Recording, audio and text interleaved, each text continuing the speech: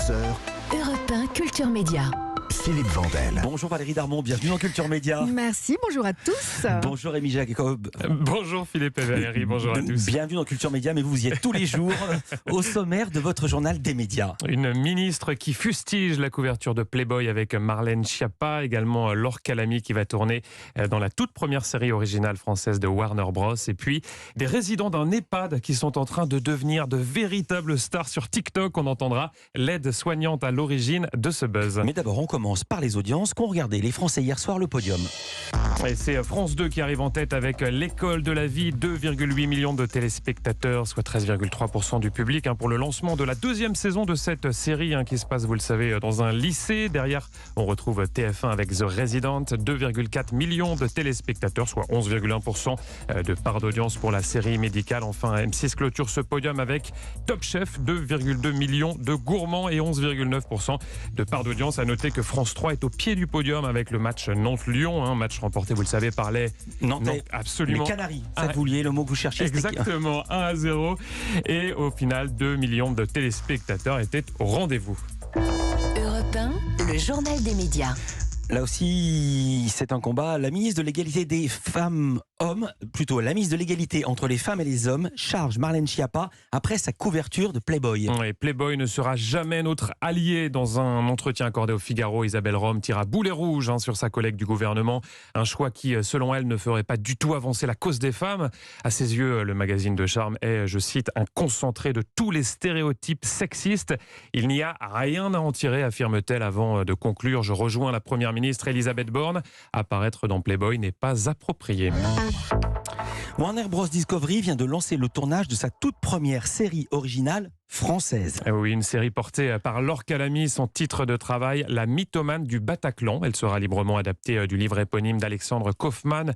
Alors ça raconte l'histoire d'une jeune femme qui, après l'attentat du 13 novembre 2015, a réussi à tromper tout le monde en se faisant passer pour l'une de ses victimes. Et cette série sera diffusée sur la toute nouvelle plateforme de streaming que devrait lancer Warner Bros en 2024. Et par ailleurs, du côté aux États-Unis, cette fois Warner Bros Discovery planche sur une autre série adaptée d'une célèbre saga littéraire. Oui, une célèbre saga littéraire et cinématographique qui nous emmène dans un univers magique, celui de Poudlard. Alors c'est évidemment, vous l'avez deviné, Harry Potter qui devrait être adapté en série. Une information dévoilée par Bloomberg, le média américain qui indique également que son autrice britannique J.K. Rowling, mauvaise prononciation, pourrait superviser la production de cette série. Une série qui devrait comprendre 7 saisons, chacune correspondant à l'un des 7 romans. On reste aux États-Unis avec le festival Coachella qui va être diffusé cette année, intégralement diffusé sur YouTube. Oui, alors pour ceux qui ne le connaissent pas, c'est un festival qui se déroule en Californie. C'est un événement musical, mais aussi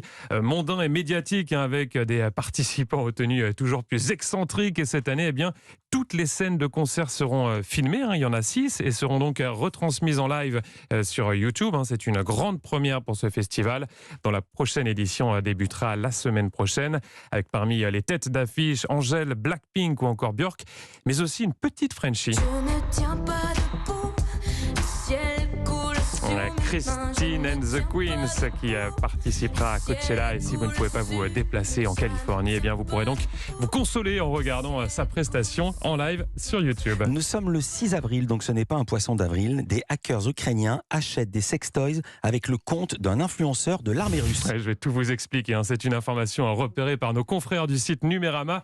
Alors cet influenceur russe avait mis en place une cagnotte en ligne avec un objectif, celui d'approvisionner les soldats russes en leur achetant notamment des drones pour combattre sur le front. Malheureusement pour lui, des hackers ukrainiens ont réussi à pirater son compte. Résultat, ils ont commandé pour 25 000 € de sextoys, de jouets érotiques, pour parler un bon français. Immédiatement sur leur canal Telegram, ces hackers ukrainiens se sont félicités de cet acte de piratage en indiquant, je cite, « Au lieu des drones, il devra maintenant envoyer des camions remplis de vibromasseurs et autre chose très précieuse pour le peuple russe ». Fin de citation. On part du côté de Bourges où des résidents d'un EHPAD sont en train de devenir des stars sur TikTok. Ouais, l'histoire est incroyable, ça se passe à l'EHPAD de Taillegrain, c'est son nom, c'est à Bourges, vous l'avez dit Philippe, et là-bas, depuis le mois de février, les résidents se mettent en scène dans des vidéos complètement décalées, des parodies de chansons connues, et ça cartonne, déjà plus de 6 millions de vues. Alors le principe c'est très simple, Lucette, Annick et tous les autres résidents font du playback sur une chanson, le tout accompagné d'une chorégraphie, souvent loufoque, et de quelques petits accessoires pour que ça soit encore plus drôle. Et je peux vous dire que ça ratisse très très large au niveau des styles musicaux, à commencer évidemment par des grands classiques de la chanson française. Aux Champs-Élysées.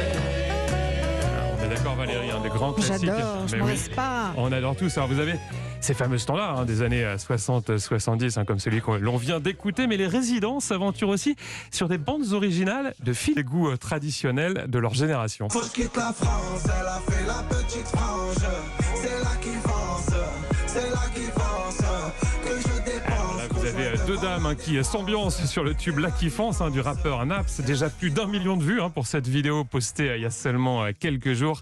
Alors j'ai contacté l'une des deux aides-soignantes à l'origine de cet atelier TikTok mis en place dans cette EHPAD. Elle s'appelle Chloé et elle nous raconte au micro d'Europe 1 Culture Média la genèse de ce projet un peu fou. Au tout début, c'est moi qui avais eu l'idée du projet TikTok, car je voulais vraiment faire des animations qui sortent un peu de l'ordinaire, du commun, qui pourraient plaire aux résidents et leur montrer qu'est-ce que c'est que maintenant qu'aujourd'hui les réseaux. Ils étaient un peu réticents au début parce que forcément c'est tout nouveau pour eux, ils connaissent pas du tout. Maintenant, avec l'effet positif qu'il y a sur TikTok, beaucoup de résidents maintenant souhaitent du coup intégrer le projet avec nous. Ce qui nous a fait cartonner, c'est grâce à la reprise de Vita et Diams, et ce qui a plu énormément physiquement que les résidentes, une des résidentes ressemblait à Diams et la deuxième. Version EHPAD de Bourges dans cette parodie de leur titre Confession nocturne. Évidemment, derrière le côté rigolo de ces vidéos, il y a un vrai projet qui a été élaboré avec les équipes médicales notamment, et cela pour stimuler les résidents comme l'explique Chloé. TikTok n'est pas juste une animation comme ça sert à stimuler l'imagination des résidents, la créativité, les fonctions cognitives et la coordination physique des résidents. Ça permet aussi aux familles de découvrir leurs proches sous un autre jour. Donc beaucoup de petits-enfants viennent voir leurs grands-parents en disant « Ah, c'est trop drôle, mamie, je t'ai vu sur TikTok ». Donc c'est ça aussi qui est rigolo. Ouais, Chloé qui avec sa collègue Elodie anime donc ces ateliers TikTok, et ça permet également, Valérie Philippe, comme elle me l'a expliqué, de donner évidemment une autre image des EHPAD après les nombreux scandales qui ont éclaté récemment. Merci beaucoup Rémi Jacob, à demain pour un nouveau journal des médias. À demain.